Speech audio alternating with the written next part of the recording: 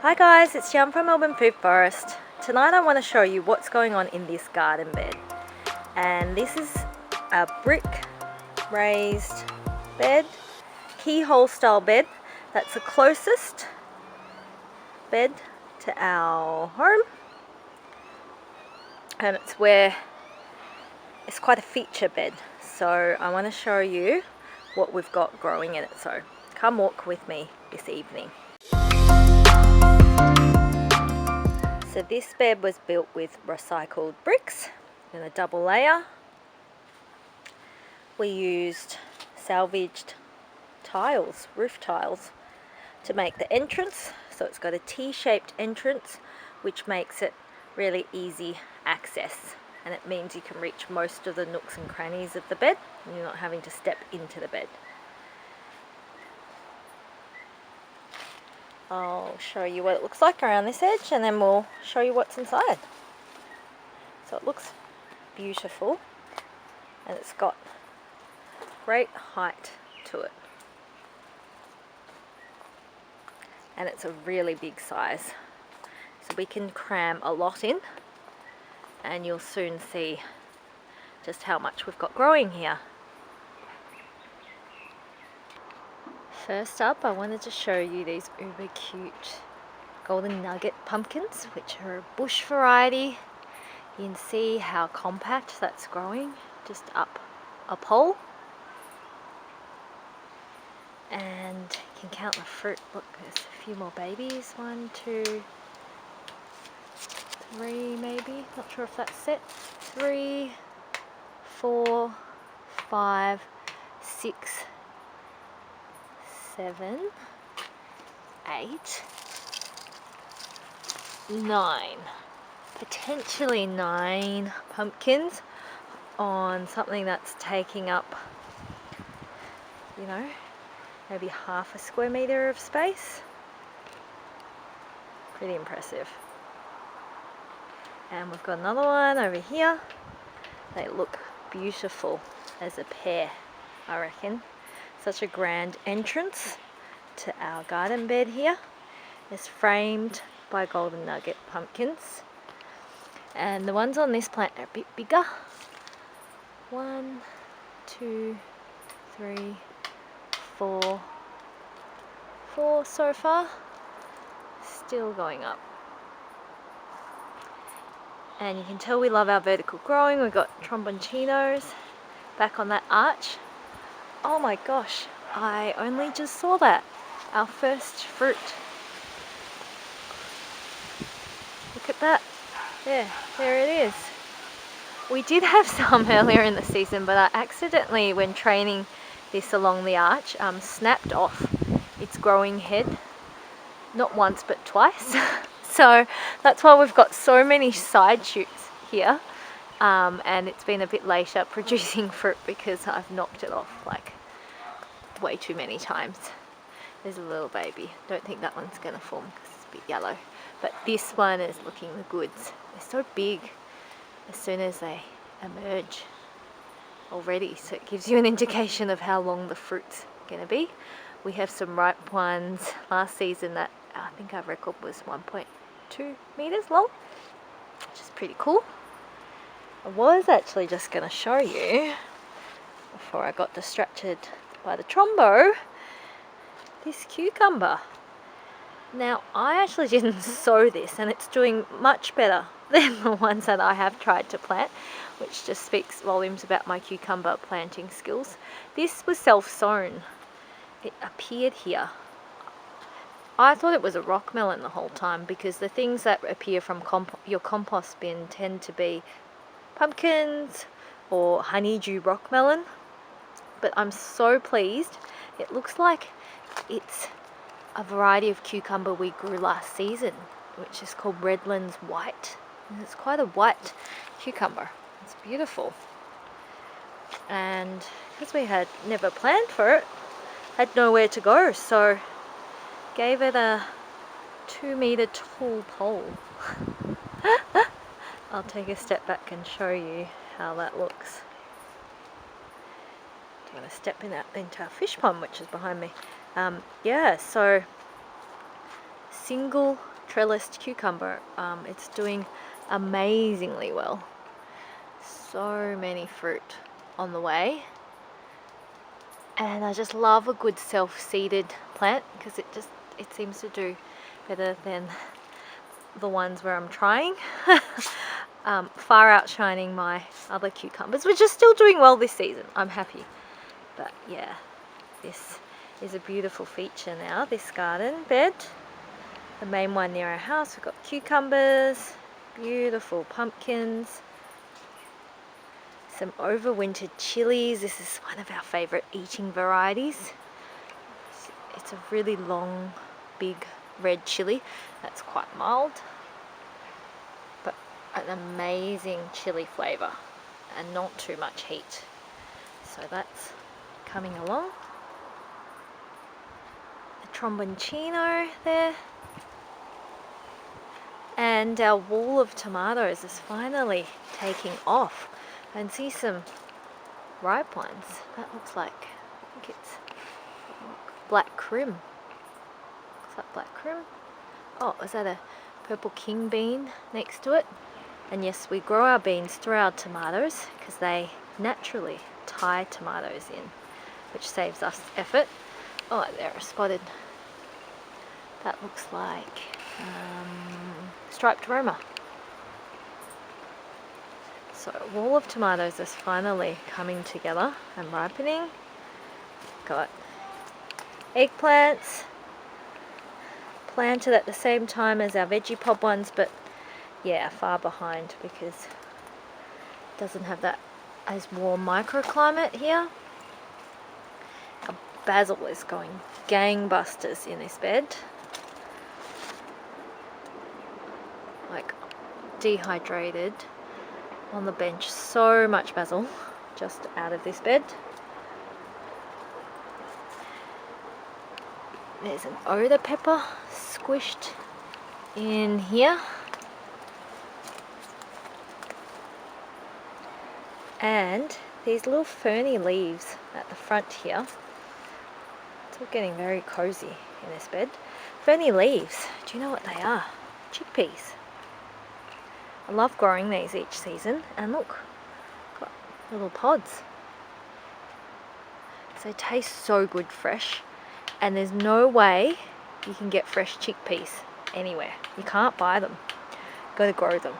Sure, you get the dried ones and they're great, but green chickpeas, nutty and delicious. So the flowers on chickpeas are white, quite delicate looking, with their ferny leaves. They blink and you'll miss them. They seem to appear and then turn into these pods almost overnight. Like that flower there is just becoming a pod. Delicious furry pods. I'm going to tell the kids to get onto this tomorrow and start eating them. You can also let them dry, but you know, you can buy the dried ones easily, so enjoy them green and fresh, where they're nutty, creamy and delicious. So they're quite compact growing, so I had planned to grow them in front of my eggplants, but it's all, you know, getting squishy as it does towards the end of summer, so I might try and stake these a bit further back. Get further back to give the marigolds a bit more space. You should edge all your garden beds with companion flowers where you can, and we do that everywhere, even in our veggie pod. Oh, here is one of our mini climbing zucchinis. I actually forgot that this was here. That seems to be climbing quite well on its own. Crazy, crazy carrot flowers. So many of them. Beautiful. So good at attracting beneficial insects because of the tiny, teensy tiny flower heads. So these are great to leave a few to go to seed. Massive sunflower head that's already finished, this one. And this one, oh my gosh, that's just opened. It's so tall I can't even see it. It's a multi-headed one. I can see lots of heads on the side. You can see here, smaller heads. So the multi-headed ones are awesome. There's one big head and small ones coming out of every armpit, which is going to be cool. I'll try and see if I can see that from far away. What else have we got here? Got some golden zucchinis on the way. Of course, our everyday spring onions on the side of the bed that we harvest. And these beautiful pom-pom marigolds. There are so many types of marigolds, but oh my gosh, I can't resist these puff ones. They're so flamboyant. And there's a few, I can see a zucchini there. This is the striped costata variety, and it's sort of tipped over a bit. I'll have to keep training it up that pole. I'm standing quite far away. Here's a look at that sunflower. So tall. It's at least 2 meters.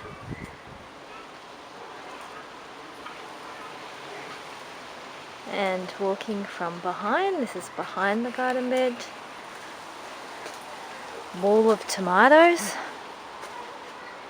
It's a self-seeded pumpkin here.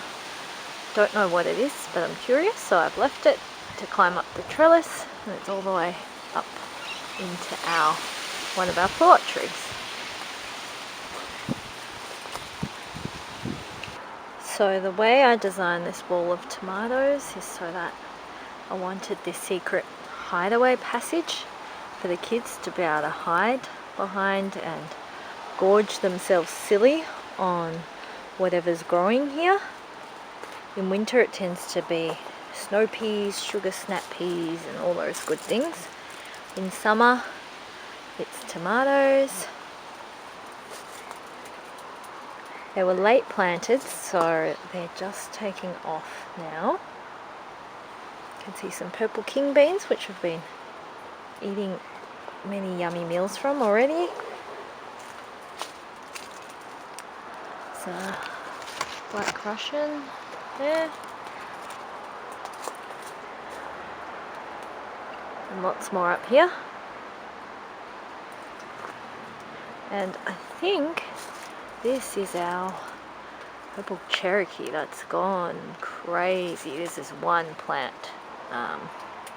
It's already 2 meters tall. It's reached the top of our trellis. It's covered in fruit, which is amazing.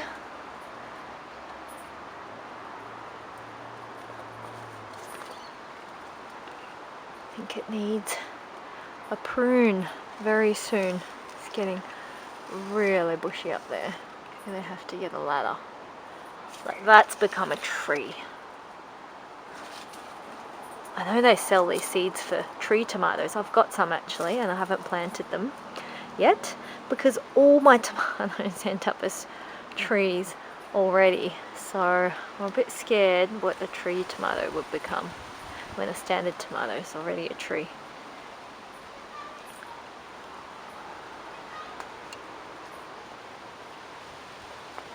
Yeah, so that's the tour of this bed. I hope you enjoyed that. I want to show you just one bed at a time because otherwise it'll be a really long tour. And on the edges of our beds we grow oregano, companion flowers. I've got some, I just harvested this beauty. So stunning. Some Siberian chives, which I just adore. They're yummy and they produce pretty purple flowers. Some more oregano. And some Elysium here. Yeah, so pretty crammed full of produce, and I look forward to seeing the Tromboncino arch fill out with the climbing zucchini on one side there. You can see that fruit, showed you before, and the trombo on this side.